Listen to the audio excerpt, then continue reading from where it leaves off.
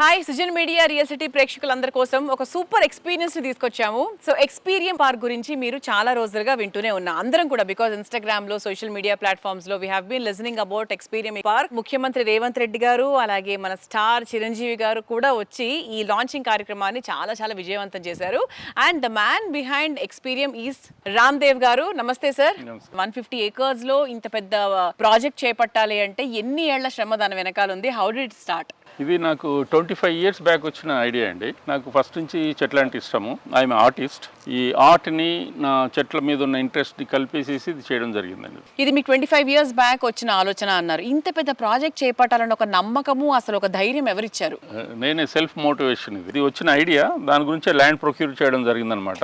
తర్వాత వచ్చేసి 7 years back మేము ఒక ఫౌండేషన్ స్టోన్ టైప్లో వేసుకొని మేము ఇది స్టార్ట్ చేయడం జరిగిందనమాట. ఇది actually my dream project, my passion. దానికోసం అని చెప్పేసి ఎంతో కష్టపడి చేశాము. చాలా మంది వస్తున్నారు, they are enjoying. Nowadays everyone in their busy life చాలా స్ట్రెస్ ఫీల్ అవుతారు. ఆ స్ట్రెస్ బస్టర్ కింద ఇది పనిచేస్తుంది. ఇప్పుడు వచ్చేసి ఈ కాంక్రీట్ జంగల్లో ఉండే, మన హైదరాబాద్ కాంక్రీట్ జంగల్లో ఉండే ప్రజలకి this is going to be a big relief.